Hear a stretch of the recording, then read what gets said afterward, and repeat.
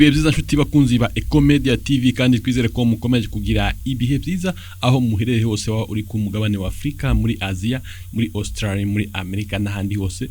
Turasuje kandi twizere ko mukomeje kugira ibihe byiza. Nimba udukurikiye ninjoro ijoro ryiza, nimba ari mu gitondo cyiza, nimba ari ku manywa uze kugira umunsi mwiza. Hanyuma rero amakuru yo ku itariki 16 z'ukwezi kwa gatandatu uyu mwaka wa 2026 reka tuyahere kuri zingingo z'ingenzi. Itsinda ry'abacuruzi bava igoma ryagabweho igitero. Vuba muri RDC hazavuka Republika y'abavuga igiswahili Patrick Mundege. Muyanzu kwabwira nuko uwahoze ari president wa Central Africa yatangiye kuburanishwa. Mbere ko tuyarambura mu kanya gato cyane, tubutse ko byoroshe kuba mwakora subscribe. Iyo ukoze subscribe biba byiza ukaba ubaye umunyamuryango wacu, ndetse iyo ubaye umunyamuryango wacu, iyo dukoze ikiganiro buri gihe uba wa mbere ubona notification.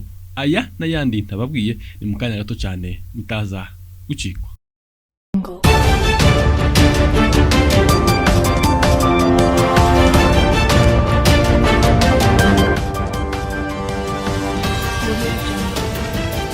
Ikaze n'amakuru ya Ecomedia TV mwateguriye kandi mugiye kugezwaho na Nkunda. Vuba cyane muri Republika Demokarasi ya Kongo hazavuka Republika y'abavuga igiswahili Patrick Mundege.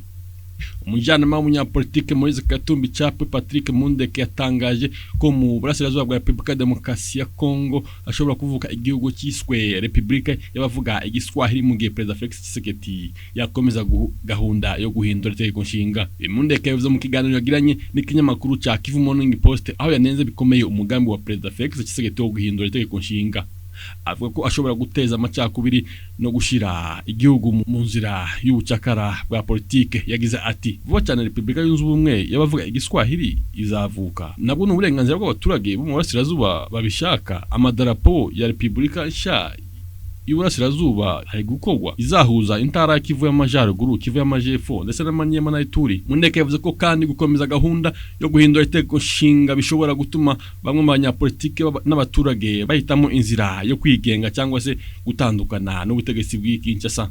Yagize ati guhindura itegeko nshinga bitabingana no gucamo igihugu ibice bibiri. Uko Tshisekedi azagenda arushaho kuja mu bintu bitari byiza, niko natwe tuzarushaho kuja mu bindi bitari byiza, kandi dufite ubushobozi bwo kubikora neza cyane. We ntabufite. Ibyo bivuze ko tuzacamo igihugu kabiri muzayibona. Mundeke yavuze ko abatavuganwa n'umutegetsi batazategwa ubwoba n'igitutu cya leta, ndetse ko biteguye kurengera itegeko nshinga ririho nubwo byasaba gufata intwaro. Ati tidutinye Tshisekedi ndetse n'intwaro tuzazifata kugira ngo turengere itegeko nshinga. Aya magambo aje mu gihe impaka ku guhindura itegeko nshinga ryadesi zikomeje gufata intera. Kuwa mbere tariki ya 15 z'ukwezi kwa gatandatu Sena Republika Demokarasi ya Kongo yemeje umushinga w'itegeko ugamije gutegura amatora y'akamampaka cyangwa se referendum, intambwe ifatwa nk'ingenzi cyane mu nzira yo guhindura cyangwa se kuvugurura itegeko nshinga. Abashigikiye uyu mushinga bavuga ko ugamije guha abaturage ijambo ku hazaza amategeko shingiro y'igihugu, mu gihe abatavuganwa n'umutegetsi bafata nk'inzira ishobora gutuma President Tshisekedi yongera imbaraga ubutegetsi bwe cyangwa se akagira ibyo ahindura mu nyungu za politike. Moise Katumbi n'ihuriro rye rya politike bari mu majwi akomeye agwanya uwo mushinga. Mundeke yatangaje ibi mu gihe umutwe wa M23 ubwenzura ibice byinshi byo mu burasirazuba bwa Republika Demokarasi ya Kongo na uheruka gutangaza ko itegeko nshinga nirihindurwa uzahita utangaza kwigenga kw'ibice ugenzura. Kadukomereze mu burasirazuba bwa Republika Demokarasi ya Kongo. Itsinda ry'abacuruzi bava igoma ryagabweho igitero. Itsinda ry'abacuruzi bari bavuye guma berekeza iwarikari ryagabweho ibitero n'abantu bitwaje intwaro bikiko ko ari abagwanyi ba Wazalendo babambura izo bari bafite n'ibinyabiziga byari bibatwaye. Ibi byabaye mu gitondo cyo kuri wa kabiri tariki ya 16 z'ukwezi kwa gatandatu uyu mwaka ilukoma muri groupement ya Lubeleki muri territoire ya Walikari mu ntara Kivu ya ruguru. Abacuruzi baguye muri ico gico cy'abitwaje intwaro bari baraye ikashebele mbere yo gukomeza urugendo rwabo, aho bafashwe n'abagwanyi ba Wazalendo baturutse ku musozi wa Macumbi. Abagaze igitero basawe abacuruzi n'abatwara moto zari zibatwaye, hafashwe ibicuruzwa byinshi, telefone zigendanwa n'amafaranga menshi. Bamwe mu bacuruzi bakoreye ico gikorwa bavuga ko abagazeho igitero bari bafite intwaro za gisirikare bakaza gura mu ishamba nyuma yo kubambura izo bari bafite no kubakorera ibikorwa by'icyarubozo. Nubwo batakaje izo bari bafite bagasigirwa ihungabana rikomeye n'izo bakorewe, aba bacuruzi bakomeje urugendo rwabo berekeza mu mujyi wa Walikale.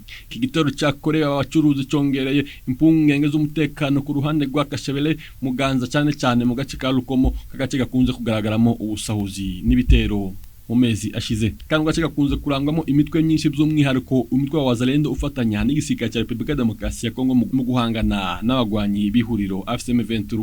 Abaturage bakoresha uyu muhanda barasaba inzego zibishinzwe gushimangira ingamba z'umutekano kugira ngo uruja n'uruza rw'abantu n'ibintu rukorwa mu bwisanzure muri inzira y'ingenzi ihuza Goma na Walikale. Reka makuru yacu tuyakomeze muri Central Africa. Uwahoze ari perezida wa Central Africa yatangiye kuburanishwa.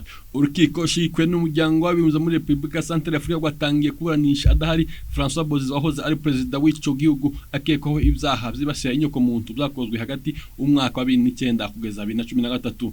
Bozize w'imyaka 79 afashe ubutegetsi mu mwaka wa 2003 binyuze muri coup d'etat aza kubuhirwa mu mwaka wa 2013 kuva mu kwezi kwa gatatu umwaka wa 2023 aba mu buhungiro muri Guinea Bissau.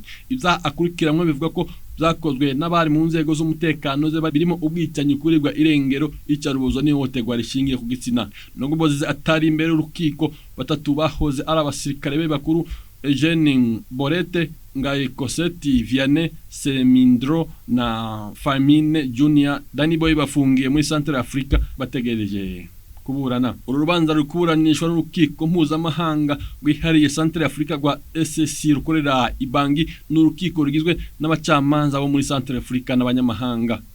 Mu kwezi kwa kabiri umwaka wa 2024 urukiko rwasohoye impapuro zo guta muri yombi Bozize nyuma y'iperereza ryo kubyaha bishobora kuba byarakozwe n'abari mu mutwe warindaga perezida muri gereza y'abasivile no mu kigo cya gisirikare cya Bose Mbele.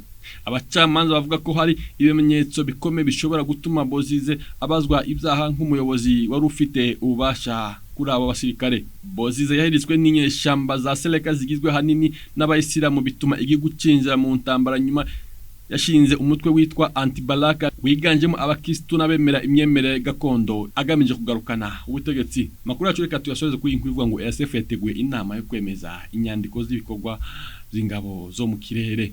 Umutwe w'ingabo z'ibihugu zo mu Burasirazuba bwa Afrika ziteguye gutabara mu bihe bikomeye ESF watangije inama y'iminsi 3 kuva ku itariki ya 15 kugeza ku ya 19 kwezi kwa gatandatu uyu mwaka igamije kwemeza inyandiko ngenderwaho y'ibikorwa bihuriho n'ingabo zo mu kirere, amabwiriza agenga imikorere ndetse n'amasezerano y'ubwumvikane ajanye n'ibikorwa z'ubutabazi mu bihe byiza n'ibisanzwe.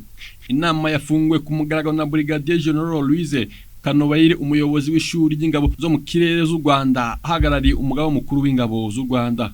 Inama yahuje impuguke ziturutse mu bihugu bigize ESF birimo u Rwanda, Uganda, Kenya, Ethiopia hagamijwe gusuzuma no guhuza inyandiko z'ingenzi z'imikorere zigamije kongera ubushobozi ingabo zo mu kirere mu karere no kurushaho gushimangira ufatanye mu bikorwa z'ubutabazi no gutabana mu gihe kibiza. Brigadier General Louise Kabaye yavuze ko iyi nama igaragaza ubushake n'ubwitange bw'ibihugu bigize ESF mu gushimangira ubufatanye bw'akarere no kongera ubushobozi bwo gutegura no gutabara mu gihe cy'ibibazo n'ibiza byibasira abaturage. ESF ni imwe mu mitwe y'akarere igize ingabo za Afrika zihora ziteguye gutabara, ifite inshingano zo gutegura, guhuza no kuyobora ibikorwa zo gushigikira amahoro mu karere ka Afrika y'Uburasirazuba. Reka tubashimire mwese twabanye muri umwanya makuru gusa tubibutse ko byoroshye kuba mwakanda subscribe ibe byiza.